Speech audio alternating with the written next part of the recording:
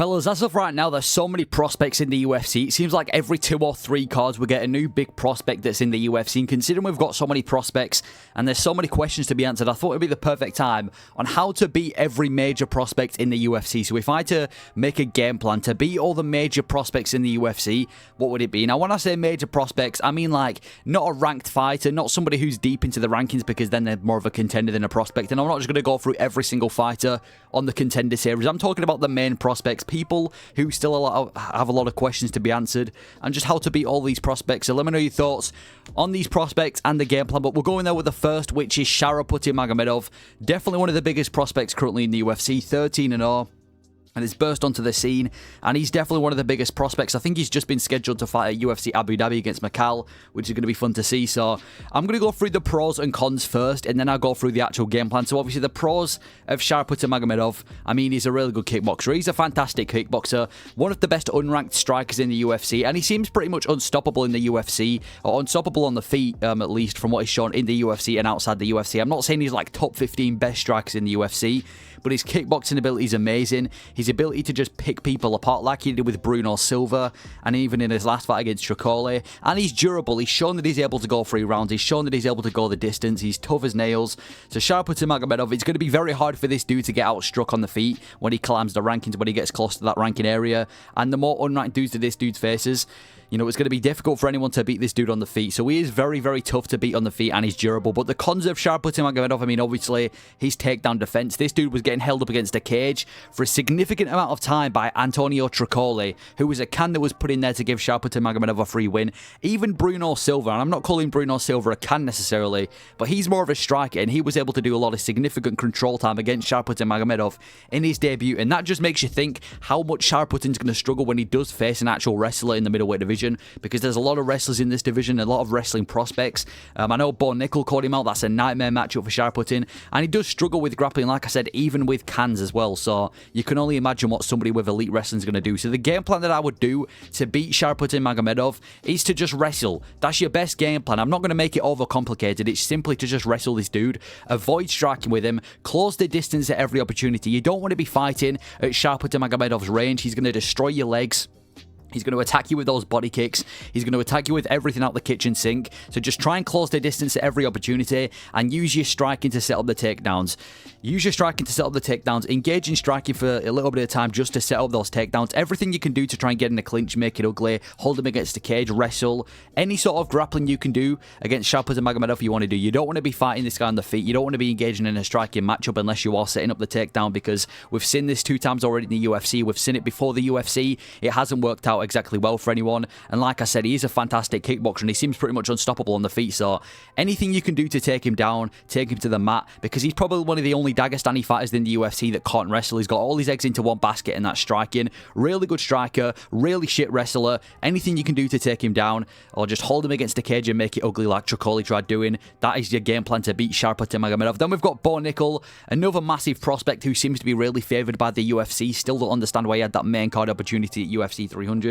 He's 6-0, and obviously he's kind of like the opposite of Sharapudtin Magomedov, because the pros of Nickal is his wrestling. He's one of the best wrestlers in the UFC, comes from a really high-level wrestling background, and even though he hasn't really fought any top opposition yet, he's already shown that he is a really good wrestler, and he's also great at setting up big shots because of the takedown threat. There's a lot of grapplers in the UFC that have grappling, but then when they're on the feet, they don't really have anything. Nickal's done a really good job at setting up big shots on the feet because of the takedown threat. We saw it against Val Woodburn. I know it's not the best opposition. We saw it before the UFC. Because he's got such a big threat of the takedown, he's always able to land big shots on the feet, and he seems to hit pretty hard. But the cons of Nickal is he does have a questionable and potential gas tank. We don't know how good his gas tank is because we haven't seen him go the full distance yet, but for all we know, he might have a gas tank issue in the UFC, so that's something we have to look out for. And like I said, he is a bit of an awkward striker. He's not really a high-level striker. You can kind of tell that he's quite new to MMA with just the way that he moves. He is a bit of an awkward striker, not the most technical. It seems like all his striking is genuinely just to set takedowns up. And he's very predictable. You know what he's going to do. You know when he's going to go for a strike. You know when he's going to go for the takedown. Cody Brundage seemed to have figured it out in the first round, but obviously Nickal was able to take him down. So he is quite a predictable guy. We don't know how good his gas tank is, and he is a bit of an awkward striker, not the most technical. So the game plan to beat Bo Nickal would be to survive the early rounds. Listen, Bo Nickal's going to be at his most dangerous early on. His gas tank is the best. He's fresh. He knows what he wants to do. Just survive the early rounds and just work on takedown and submission defense only. Cody Brundage was doing a decent job at that. Just survive the early rounds. I know it's easy said than done. Just work on takedown defense and submission defense. Don't focus on trying to engage in a fight, but then just go ham in the last round. When it's round 3, just go ham. Land a shot when he shoots for a takedown. Be prepared to, shoot those knees up. Pick him apart on the feet. Go ham in the final round. Pray that his gas tank is already worn out a little bit. Pray that he's not at his best. Piece him up on the feet and just go ham in that final round and look for a finish, because it's going to be difficult to beat Bo Nickal by decision in the UFC unless he faces somebody like Cortes, who has elite takedown defense. Survive the early rounds. Work on takedown and submission defense only, and go absolutely ham in the last round to go for the finish. Then we've got Payton Talbott, definitely one of the biggest, if not the biggest prospect right now in the bantamweight division. 9-0, had that really good performance against Cameron Simon in his last fight, KO'd Yamori in like 2 seconds. So for Payton Talbott, the pros of Payton Talbott is, he's a very technical and sharp boxer. He's shown in the Contender Series and so far in the UFC when he fought Cameron Simon. He's a really technical and sharp boxer. He just walks forward, picks people apart, lands some big shots, and he's pretty much untouchable so far when it comes to boxing on the feet. He is very durable as well. He's shown that he's able to go 3 rounds so far in the Contender Series, and even when he has rounds that don't go his way, when he's been out grappled before, he can come back and still walk forward and make it effective. So he's very durable. And he can also figure opponents out really quickly. Like I said, he hasn't won every single round in the UFC or the Contender Series. There has been rounds that he's lost, and he's just been able to figure opponents out and get the win from there. So he's a very smart fighter with good fight IQ.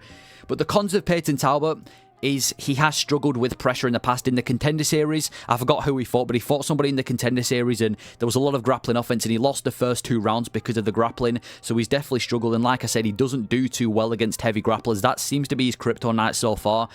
He has been able to bounce back from those early rounds where he struggled and get the win, but that's just something you've got to keep in mind. He struggles with pressure. He likes to walk forward, so when he's not the one walking forward, he does struggle a bit, and he does struggle with grappling. So the game plan to beat Payton Talbott is to have a good gas tank. The only reason the other guys in the Contender Series couldn't beat Payton Talbott is because they were absolutely gassed out after the second round. I'm pretty sure he fought Tracy Cortes' brother, and he was doing really well against Payton Talbott, and the only reason he kind of faded away was because of his gas tank. So you have to make sure that you have a really good gas tank going into a fight with Payton Talbott. You have to have a heavy grappling approach and waste a lot of time. Even though Payton Talbott's submission game isn't bad, you've got to go with a heavy grappling approach. You can't strike with this dude. You've got to make it ugly, make it boring, waste a lot of time, keep it on bottom position, just hold him against the cage. Anything you can do to waste time with grappling against this dude, you've got to do, because he's already shown that's a weakness in the Contender Series. And watch out for the knees. Payton Talbott's takedown defense is really good. He showed it against Cameron Simon. He likes to throw the knee up when he's defending the takedowns, and he's landed a lot of knees. So you have to watch out the knees when you are going for the takedown, because he does a very good job at defending takedowns with his knees. So that's how I would personally write a game plan to beat Payton Talbott. Then we've got, and you're probably going to laugh at this one, but Paddy Pimblett. I understand he's not the same prospect. He's not someone that we think is going to be a future champion. He's kind of like a meme fighter, but if Paddy Pimblett was a Dagestani dude and he was bursting onto the UFC in the way that he did with a record of 21-3, people would be hyping him up. I get it. He doesn't have the most intimidating personality, or the most intimidating face, or the most intimidating style, but I'm going to count him as a prospect because he's undefeated in the UFC, and if he can beat Bobby Green, that's a big win. So the pros of Paddy Pimblett is that he's powerful. He's really big for the division. He shot against Tony Ferguson. He can crack. Paddy Pimblett is really powerful for this division. He's a big dude. I'm not saying he's got the best technique to land those shots, but without a doubt, he's very powerful. He's got a solid jiu-jitsu base. We saw that in Cage Warriors. We've seen it in his first couple of fights in the UFC. He does have a really solid jiu-jitsu base, and not even just his jiu-jitsu, his judo as well. His ability to latch up submissions. He's got really good jiu-jitsu, and like I said, he's just really big and strong for the division. He's a big lightweight. He is jacked in this division, even though in the off-season he doesn't look the same. He is big and he's strong for the division, and he's a really big and powerful lightweight. But the cons of Paddy Pimblett, he has no head movement. You know, we saw that against Jared Gordon and in other fights in his first UFC debut against Luigi Vendramini. He has no head movement. It's not hard to land shots on Paddy Pimblett. It's not hard to crack that chin of his because he doesn't move his head, especially in that Jared Gordon fight. He was just getting picked apart like a pinball machine, and it doesn't really take much to outstrike him. He's not the most technical striker. He's powerful, and he has good body kicks and everything, but it doesn't take much to outstrike him. You feed him to any somewhat decent striker, he's probably going to struggle on the feet, and he does tend to panic takedown quite regularly. When you crack him with a big shot, he tends to shoot for a lot of takedowns. We saw it in his UFC debut. We saw it against Vargas. The first big shot that he got taken by Vargas, he shot for an immediate takedown. So he does do a lot of panic takedown. So the game plan to beat Paddy Pimblett is to just use sharp boxing on the feet, outstrike him with boxing on the feet. He struggles with boxing. He struggles on the feet. Just use sharp boxing to outstrike him on the feet and look out for those body kicks. And because of those body kicks, you can't really let him fight at his range. Pressure him. Don't let him back you up against the cage. Don't let him destroy you with those body kicks. Back him up. Pressure him. Don't let him fight at his range. Make sure he's the one on the back foot, like Jared Gordon did a good job of. And just avoid clinches. Like I said, he's got really good judo. He's really good at fighting in the clinch. So avoid any clinch you can. Look out for the takedowns. Look out for the grappling exchanges and just piece him up on the feet. And that is what I think Bobby Green's going to do this weekend, which is why I picked Bobby Green to win. I really do think he's going to beat Pimblett. Then we've got quite possibly the biggest lightweight prospect right now, Myktybek Orolbai, 13-1. He's a really good lightweight prospect. He showed that in his last fight against Elvis Brenner. The pros of Myktybek Orolbai is that he has a relentless grappling pace, and he's kind of like the Merab of the lightweight division. We saw it in his last fight. We've seen it before. He has got this relentless grappling pace. He just shoots takedown after takedown after takedown. He just seems unstoppable when it comes to takedowns. He's so good at getting people to the mat and controlling people with his wrestling. And he must be exhausting to fight this dude. He has a relentless grappling pace, and he is dangerous as well. He's got good ground and pound. His submission game is really effective as well. So he's kind of just like the Merab of the lightweight division. But the one thing that Merab has that he doesn't is a gas tank. He does have a questionable gas tank, does Myktybek Orolbai. He really did look out like faded in that third round when he fought Elvis Brenner. He didn't seem to be the best cardio-wise. So his gas tank is something that you've got to pay attention to. And he has average stand-up, and he is very hittable. Elvis Brenner was landing big shots on the feet. He's got quite average stand-up. He is very hittable. He's not the best striker. He's more of a relentless grappler, but he is quite hittable on the feet, and he does have quite average stand-up. So the game plan to beat Myktybek Orolbai, just let him ragdoll you for the first round or two. Don't try and engage in the first couple of rounds. Let him ragdoll you with good submission defense. Let him do what he wants to do. Let him get the control time. Let him win the first couple of rounds. And then in the later rounds, that's where you want to counter with big shots. Look for him when he's shooting for a takedown. Be prepared for him to shoot to panic takedowns. Defend with knees. Defend with everything. Look out for the sprawls. Just counter with big shots on the feet and go for a finish. Because like I said, in the last round, his gas tank ain't going to be the best. He's going to be at his most vulnerable, especially after all the grappling. So that's when you want to go for the kill. Counter with big shots, try and land a big shot on the feet, go for the finish on the feet, and try and get that finish later on in the fight, because, like I said, Elvis Brenner was able to land big shots against Myktybek Orolbai in that third round, so just try and do everything you can to finish it in the third, and just let him get it done in the first and the second. Joe Pyfer, quite possibly the most hard-hitting middleweight right now, 13-3, hits like an absolute truck. The pros of Joe Pyfer, like I just said, he's extremely powerful. This dude, it just takes one. In his last fight when he fought Marc-Andre Barriault, it just took one shot, and that was when Marc-Andre Barriault was like defending as well. It just took one shot to get a face plant KO. He's a really, well, I wouldn't say he's a really decent striker, but he's a decent striker. He's not bad on the feet. He's not one of these guys that kind of relies too much on his power. He is quite a technical striker, and he does have underrated submission game. Not a one-trick pony, not someone that you can just simply shoot takedowns against, because he does have good submissions, and I think his submission game and his jiu-jitsu is quite underrated in the UFC. But the cons, he is very dismissive of opponents. He's a very arrogant type of dude. He always looks past opponents. He did it to Marc-Andre Barriault, and he did it to Jack Hermansson. He was looking past Jack Hermansson, and he lost that fight. So he is quite dismissive of opponents, and he does tend to look past opponents a lot. And he's just not the most elite striker technical-wise. He got outstruck by Jack Hermansson, which isn't a good look, because I'm not going to say that Jack Hermansson is a terrible striker, but he's not one of the best in the division. I mean, he's known for his grappling and his jiu-jitsu, so the fact that he got outstruck by Jack Hermansson exposed a lot of flaws in his striking game. So my game plan to beat Joe Pyfer would be to just be extremely defensive in the first round and let him take it. He's going to be his most dangerous in that first round, and he's going to be looking to knock you out. Be extremely defensive. And when I say extremely defensive, I don't just mean, I don't just mean do what Marc-Andre Barriault does. I mean be extremely defensive. Head movement, making sure your gloves are up. Everything you can do to be defensive in that first round and stop him from landing that big right hand, you have to do. Be extremely defensive, or else he's going to put you to sleep.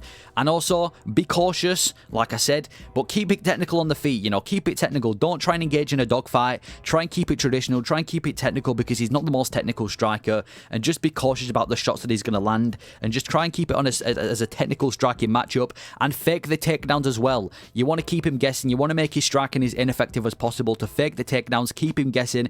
Anything you can do to make his striking as least effective as possible so that you can just outstrike him across a couple of rounds is your best opportunity. And of course, being offensive against Joe Pyfer. That will be my game plan against Joe Pyfer. Then we have Carlos Ulberg. I know he's ranked, and I guess a lot of these ranked guys aren't really prospects, but I'd still count him as a prospect. His only good win is Alonzo Menifield. So the pros of Carlos Ulberg is that he's well-rounded. He's got really good submissions, he's really good on the feet, and he's well-rounded. He's not somebody that you can kind of just choose to take the fight anywhere with because of how well-rounded he is. And he is dangerous everywhere the fight goes as well. He's got good submissions, he's got very good striking as well, as he showed in his last fight against Alonzo Menifield, and he's really accurate. He's good at landing big shots. He's very accurate with his punches. Again, as he showed against Alonzo Menifield when he just sprinted forward and, you know, Carlos Ulberg was able to land that big shot. He's accurate, he's well-rounded, but there are some cons with Carlos Ulberg as well. He's not just amazing. He's very hittable. He showed early on in his UFC career he is a very hittable dude. When it gets past the second and the third round specifically, his gas tank is very questionable as well. It seems like he's not really able to go 3 rounds at a high pace. He has got a very questionable gas tank. And again, his head movement isn't all there. It doesn't seem like it's that hard to hit Carlos Ulberg, so hittable, questionable gas tank. The game plan to beating Carlos Ulberg is to simply have a good gas tank. You want to make sure you can put your pace on him in those last rounds when he's, you know, out of there, when he's a bit wobbled, when he's a bit faded. That's when you want to have the best gas tank. So you want to make sure you've got a good gas tank at least for 3 rounds straight. Turn up the output as the fight progresses. Like I said, he does tend to kind of fade away in those later rounds. That's when you want to be the most dangerous. Turn up the output as the fight progresses. Become increasingly more dangerous as the fight progresses so that you hope that you can get to the finish, and have sharp boxing throughout. Like I said, it's going to be hard to outstrike Carlos Ulberg because he's a really good striker, but as long as you have some sharp boxing and you can land shots on a hittable guy like him, that's your best opportunity of beating Carlos Ulberg. Look for the finish in the second and the third round, turn up the output specifically in the later rounds, and make sure you've got sharp boxing throughout the fight. That would be best opportunity to beat Carlos Ulberg, and also land some body shots early on to try and make him even, you know, ruin his gas tank even more. Gene Silva, this dude has just burst onto the scene in his past couple of fights. He was a big prospect coming into that fight with Charles Jourdain, and then he goes out there, knocks out Charles Jourdain, then he goes out there and destroys Drew Dober. So it's obvious that he's very powerful. Gene Silva's known for his power. He's a very powerful dude. All it takes is one from this dude and he can just turn the fight around. He's a very hard-hitting featherweight. I don't know if he's going to be staying at featherweight or lightweight, but he hits like a truck. And he's an absolute dog. He showed in that fight with Drew Dober. It's going to take a lot to put Gene Silva out. He made it an absolute war with Drew Dober, and he made him look like he'd just been to a war. And I mean like a literal war as well, from the way that Drew Dober was looking in that fight. He's an absolute dog, is Gene Silva. And he's got a good wrestling base. A lot of people think he's just one-dimensional. Previous to that Charles Jourdain fight, Gene Silva was shown that he has really good takedowns as well. He's really good at setting up the takedowns as well. When you think he's going to come up top with a right hand, he shoots that double leg takedown. So he does have a good wrestling base. I'm not saying he's a really high level grappler, but his wrestling base has been effective in the past. The cons is that elite grapplers will nullify his game. It's hard to think of any serious cons when he's so early on in his career, but I will say, from the style that Gene Silva has, any elite grapplers will nullify his game. That's why I think he should stay in the featherweight division, because the lightweight division that's full of grapplers, that's probably where he has the lowest chance. So I'd say the game plan is don't let him push the pressure. He loves pushing the pressure. He did it against Weston Wilson. He did it against Charles Jourdain. He was doing it against Drew Dober. Don't let him put the pressure on you. You want to be putting the pressure on him. That makes his striking less effective. He doesn't have the threat of the takedown then. Try and back him against the cage as much as you can, and just try and initiate grappling whenever you can. I'm not saying he's an easy guy to out-grapple. He might have good wrestling. He trains at Fighting Nerds, which there's a lot of good grapplers there. But just try and initiate the grappling. Test out his takedown defense. Hold him against the cage. And just avoid a dogfight. You don't want to be in a dogfight with Gene Silva because he's going to win. He's made for dogfights. Don't initiate a dogfight. Don't initiate a scrap. Try and keep it technical, but back him up against the cage. Make him ineffective. And just initiate grappling whenever you can, because that's your best opportunity at nullifying his game. Then we've got Roman Kopylov. Really good kickboxer in the middleweight division. Kind of, I guess you can say, got throat-checked by Anthony Hernandez, but he bounced back with a win over Cesar Almeida. The pros, he has got world-class striking. He's got really good striking, does Roman Kopylov. He's really good at setting up big shots as well. When you think he's going to go for a leg kick, he lands one up top and knocks you out. He's really got good boxing as well. He's just a world-class striker. He seems to be improving as well. We saw in his last fight against Cesar Almeida. Now, don't get me wrong. Roman Kopylov is not a good grappler, but he showed in that last fight against Cesar Almeida, he seems to have worked on his wrestling a little bit because that was his game plan. So his wrestling is kind of improving as well.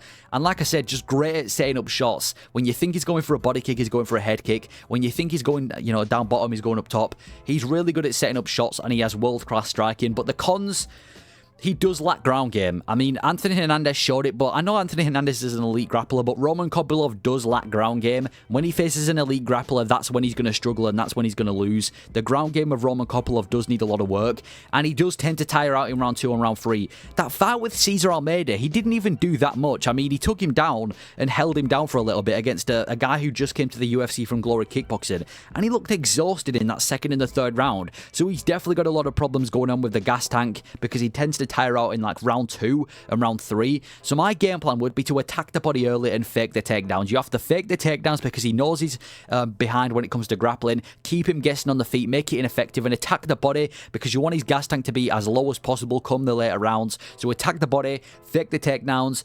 Turn up the grappling pressure in round 2 and round 3. Your best opportunity of beating Roman Kopylov is to grapple. Turn up the grappling pressure in round 2 and round 3. Shoot the takedowns, initiate the clinches. Anything you can do to keep him guessing and initiate the grappling, get him on his back. You want to do that against Roman Kopylov. And also fake the takedown to land up top. If you are going to be on the feet with Roman Kopylov, fake the takedown, make him worried about the takedown, get him thinking about the takedown so that you can land big shots on the feet and make your striking more effective. So essentially just completely shut out his striking with the grappling. And if you are going to strike with him, make sure you're actually setting up those shots rather than just trying to engage in a striking battle with him. That's your best opportunity of beating Roman Kopylov. Roman Kopilov's little brother Chase Hooper is also a prospect in the lightweight division. Looked really good in his last fight, 14-3. The pros of Chase Hooper is he's a really good grappler. He showed in his last fight. He looks like a 17-year-old college student, but he's got the strength of like a 50-year-old on testosterone. He's a really good grappler. He's strong. He's good at taking people down. He's good at ragdolling people. He's kind of like Paddy Pimblett if he was better and he had good wrestling. He's a really good grappler, is Chase Hooper, and he seems to have improved a lot in his last few fights. I know he had a bit of a shaky start to his UFC career, which we're going to talk about in a second, but he seems to have improved a lot. He seems to have a more clear game plan, and he seems to be avoiding danger a lot more. So he seems to be getting better as a fighter, does Chase Hooper. But the cons of Chase Hooper, he is really slow on the feet. He's not a good striker on the feet. He's very, very slow. I forgot who it was, but when he lost on the feet, he looked very, very... I think it was to Steve Garcia. On the feet against Steve Garcia, he looked really slow. And he's just not that hard to land shots on the feet, and he is very hittable. Your best opportunity beating Chase Hooper is just to outstrike him on the feet. He's slow. He's not that hard to hit. But his grappling is what makes him effective. So the game plan to beat Chase Hooper would simply be pressure him. Don't let him do the pressuring. Don't let him look for the takedowns and back you up against the cage. You want to be the one pressuring him whilst also looking out for the takedowns. And like I said, just land big shots on the feet. He's not a good striker. If you can land as much big shots on the feet as possible, because he is kind of chinny as well. I'm not going to say he's extremely chinny, but from what we've seen, whenever he tanks a big shot on the feet, he doesn't really tend to take it well. So just try and land big shots, and obviously look out for the takedown, avoid the clinch. Any grappling offense from this dude you want to be looking out for, and that's your best opportunity of beating Chase Hooper. And the guy that has beaten Chase Hooper, Steve Garcia, 16-5, but he's on a 4-fight winning streak, all of them coming by way of KO. And the pros of Steve Garcia is he got really wild and dangerous boxing. He's not the most conventional boxer. He's not the most technical boxer, but he's wild, he's dangerous, and he's somebody that you don't want to be engaged in a scrap with on the feet. He kind of reminds me of a bit like Chris Avila, Nate Diaz's brother. Well, not brother, but the guy who, you know, is around Nate Diaz. Kind of looks like him a little bit, kind of fights, has a very similar fight style. Just a wild, dangerous boxing approach.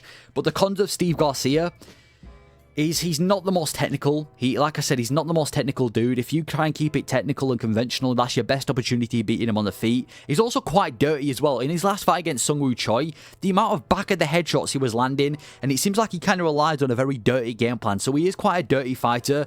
And I mean, he lost to Luis Pena. He lost to Violent Bob Ross. That says everything you need to know about Steve Garcia. So the game plan is just to stay technical on the feet. Don't engage in a dogfight. Don't let him use his wild boxing and wild striking. Just to keep it technical and conventional. Keep it basic.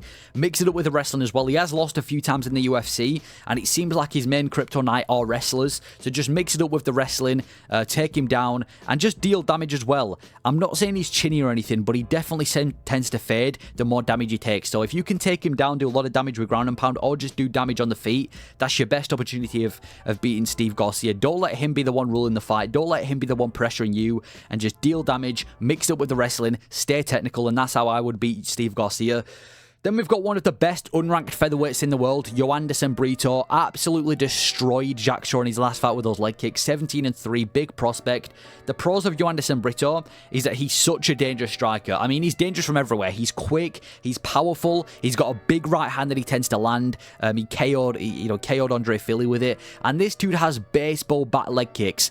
He kind of reminds me of Jose Aldo with how dangerous his leg kicks are. You saw in that last fight with Jack Shaw, he literally cut open Jack Shaw's leg with just a couple of leg kicks. He has baseball bat leg kicks, and he's got really good ground game as well. He's got good jiu-jitsu. He's really good at getting up from takedowns. So yeah, Joanderson Brito, he's well-rounded and he seems to be a big prospect in the division. But the cons of Joanderson Brito, it was hard to find any major cons, but I've gone with solid grapplers have kept him down. Like I said, he does have really good ground game, but in that fight with Jonathan Pierce, for the first bit of that fight, Jonathan Pierce was keeping Joanderson Brito down, so solid grapplers have kept him down, and he does kind of have negative fight IQ. He's shown in a couple of his fights, he does a lot of fight IQ moments that I just don't know why. Like, I remember there was a time in that fight with Jonathan Pierce when he was trying to engage in a grappling match, and that's not what you want to be doing against Jonathan Pierce, so his fight IQ is quite questionable as well. So the game plan of beating Joanderson Brito is be prepared to check the leg kicks. He immediately off the bat against Jack Shaw was just throwing those leg kicks. Be prepared to check the leg kicks and look out for the right hand when he fakes a leg kick as well. Just be prepared to check them, because when you check the leg kicks, that's going to do a lot of damage to him. So just be prepared to check the leg kicks, so that's going to lower his leg kick output. Aim to hold him against the cage and take him down. That's your best opportunity. Jonathan Pierce did it, and then he got a bit too cocky, and Joanderson Brito was able to get back up. Your best opportunity of beating this guy is to just hold him against the cage, make it boring, be a Bilal Muhammad, take him down, hold him against the cage. Anything you can do to just waste as much time as possible, you want to do. You don't want to fight this guy. You want to waste time, hold him against the cage, look out for his leg kicks. That is your best opportunity of beating Joanderson Brito, because on the feet, if you're in a fight, in a scrap with this dude, I don't like anyone's odds. So, Joanderson Brito, hold him against the cage, waste time, and be prepared to check those leg kicks. Then we've got the dark horse of the featherweight division, and I know he's ranked, but still, Lerone Murphy, undefeated, 14-0, just beat Edson Barboza in a fight night. Probably should have been on UFC 3 or 4, but obviously took a shit ton of damage in that fight. The pros of Lerone Murphy is that he's very good everywhere. He's very good. He's a really good wrestler. He's one of the few British fighters that kind of go away from that stereotype that Brits can't wrestle. He's a really good wrestler, and his striking is super technical as well. He was outboxing Edson Barboza in that fight, and he can keep a 5-round pace. His stamina is not an issue. He showed in that fight with Edson Barboza, he can keep a 5-round pace at a high level. He was pressuring Edson Barboza. He had high output in those later rounds. He can keep a 5-round pace, and this dude is tough as nails. I mean, you look at what this dude has gone through in life. He's tough as nails, and even just that fight with Edson Barboza, his nose was broken, he looked beaten up, and he's still walking forward. He's tough as nails, he's durable, and he is not an easy guy to put out of there. You're gonna have to do some significant damage to put this dude out of there. He's like I don't know, this dude is just a monster. The cons though of Lerone Murphy is that he does have pillow fists. He's not the hardest hitter on the feet. Even though he's technical, he doesn't seem to have the most power. Most of his power comes from his body kicks and his knees. His actual boxing doesn't seem to be the most powerful, and he's not the best on the feet defensively as well. From what we've seen, it doesn't seem that hard to be able to land shots against Lerone Murphy on the feet. He's technical, and he's really technical, but he's not the hardest to hit on the feet, so he's not the best defensively. And even though he's a really good grappler, he does lack takedown defense. He showed against Gabriel Santos in the UFC, and he's shown before he does kind of lack takedown defense. So your best opportunity in the game plan to beat Lerone Murphy would be, don't let him pressure you. He loves pressuring people to set up those takedowns. Don't let him be the one pressuring you. You want to be the one pressuring him. When he fought Amir Khani was pressuring him, and that made it so effective. So just don't let him pressure you. Make it a dogfight with him as well. Engage in a scrap. I know he's durable and tough, but you just don't want him to be technical. You don't want him to look pretty out there. Make it a dogfight, and mix it up with the takedowns and the submission attempts. He's had a lot of problems in the UFC so far from offensive grapplers, so if you can mix it in with the takedowns and the submission attempts, that's your best opportunity of beating Lerone Murphy. Essentially, just don't let him get going is your best opportunity of beating Lerone Murphy. Then we've got, and this is probably the guy who most people are going to look at and take the piss out of, Waldo Cortes Acosta. I know he's not a big prospect compared to the rest of the guys on this division, but we've got to include a heavyweight on this list. Robelis Despain has gone. We've got to include somebody, so I've had to include Waldo Cortes Acosta for the heavyweight division. He's 12-1. He shut down the prospect of Robelis Despain. So the pros of Waldo Cortes Acosta is that he is well-rounded, he's a good striker, he's got KO power, and he's got good wrestling as well. He's a well-rounded heavyweight, he's not just a one-trick pony. He isn't terrible anywhere as well. It's not like he's in an obvious place where you can beat him. Robelis Despain couldn't get going on the feet. He's faced grapplers before as Cortes Acosta that couldn't really do anything effective against him. He isn't terrible everywhere, and he's got decent fight IQ. I know in the heavyweight division, especially these blobs, it's not the, any sort of fight IQ is impressive, but at least he's not one of these heavyweights that try going out there and trying to strike with Robelis Despain. He did the smart move, took it to the ground. So those are the pros of Waldo Cortes Acosta. The cons: he has a slow pace. He's not the fastest heavyweight out there. He is quite slow, and his overall fighting pace seems to be quite slow. He's unathletic as well. Any heavyweight that's athletic is probably going to run over a heavyweight that isn't athletic, and he's just irritating as well. He isn't a likable dude. He's really irritating in the octagon, is Waldo Cortes Acosta. Always mocking opponents, always trying to get in people's head, and it is just a big con of him. So the game plan to beat Waldo Cortes Acosta if you're a heavyweight would be an athletic heavyweight. Be a Tom Aspinall. Be a Cyril Gane. Be a heavyweight that has some sort of athleticism so that you can be 10 times more effective than him, because he isn't athletic. You've got to have that athletic background. Pick him apart at range. Don't let him walk forward and land shots on you. Land those body kicks. Pick him apart at range.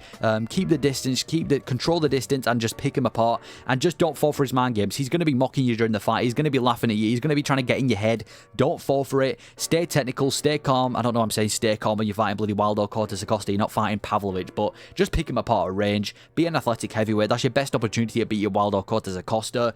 And then we've got Micheal Morales, 16-0, undefeated. Kind of one of the most untalked about prospects right now in the UFC. Now, the pros is that he's got athleticism. We talked about Waldo Cortes Acosta not being athletic. Micheal Morales is so athletic. He's just, with his striking, with his grappling, he's shown that he's a super athletic, welterweight. He's a crafty striker as well. He's able to land some really good shots with his boxing and his elbows as well. He's really crafty and kind of difficult to adjust to on the feet. And he's got a great chin. He has tanked some massive shots so far in his UFC career, and he's been able to walk forward. He's got a really good chin. He showed in that fight with Jake Matthews as well. He's got a really good chin. So those are the pros of Micheal Morales. The cons is that he only tends to use boxing. He doesn't really mix it up with the kicks a lot. I don't really see enough leg kicks from him or body kicks. He seems to kind of just use boxing on the feet, and he does struggle with grapplers. I don't understand why Jake Matthews didn't try and take him down more, because he's not an elite grappler as Micheal Morales. You feed this dude to a dangerous grappler, that's his lowest opportunity of winning. So he's not an elite grappler, and he only tends to use boxing. So the best opportunity of beating Micheal Morales is to just don't fight at his range. Don't let him get going on the feet. Make it an ugly fight. Make it boring. Mix up the clinch work, land shots in the clinch, shoot for the takedowns, and just aim to take it to the ground against Micheal Morales. The more technical the fight is, the bigger opportunity Micheal Morales has of winning, because he's such a crafty striker. But that is how I would beat every single prospect in the UFC, every major prospect. Let me know your thoughts on this type of video style and how you would personally beat these prospects. And if I've missed any prospects out, listen, there's so many prospects in the UFC, it's hard to keep track of. So let me know your thoughts. Thank you for watching.